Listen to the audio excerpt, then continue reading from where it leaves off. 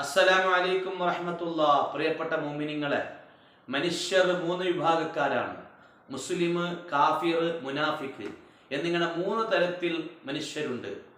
കാഫിറും മുസ്ലിമും നമുക്ക് എല്ലാവർക്കും അറിയാം. അതേസമയത്ത് മുനാഫിഖ് എന്ന് പറയുന്ന ഒരു വിഭാഗമുണ്ട്. കപട വിശ്വാസികൾ എന്നവർ ഞാൻ പറയാറുണ്ട്. ഉള്ളിലൊന്ന് പുറത്തൊന്ന്, ബാത്തിനും ലാഹിറും ഒരുപോലെ ഇല്ലാത്ത ആളുകളാണ് മുനാഫിഖീങ്ങൾ എന്ന് പറയുന്നത്. ഇത് വലിയ ഡേഞ്ചറാണ്. പരിശുദ്ധമായ ഖുർആൻ പറയുന്നുണ്ട്, ഇന്നൽ മുനാഫിഖീന ഫിദ്ദർക്കിൽ അസ്ഫലി മിനന്നാർ.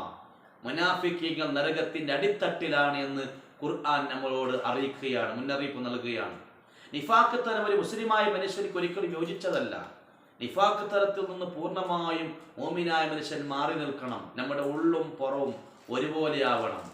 ഉള്ളിൽ ഒരു സ്നേഹം, പുറത്ത് വേറൊരു സ്നേഹം അതുണ്ടാകാൻ പാടില്ല. എങ്ങനെയാണ് ഉള്ളത് അതുപോലെ തന്നെയാണ് പുറത്ത് ഉണ്ടാവേണ്ടത്.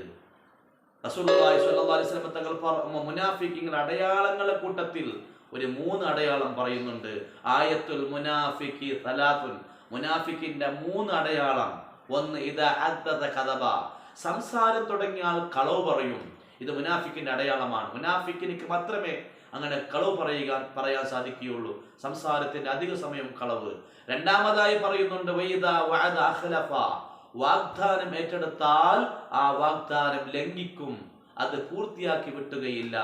മൂന്നാമതായി പറയുന്നു, ഇദ്തുമിന ഖാന. വിശ്വസിക്കപ്പെട്ടാൽ വഞ്ചിക്കും, വിശ്വാസ ലംഘനം ചെയ്യും, വാഗ്ദാനം പൂർത്തിയാക്കുന്നില്ല. സംസാരങ്ങളിൽ കളവ് ധാരാളം ഉണ്ടാകും.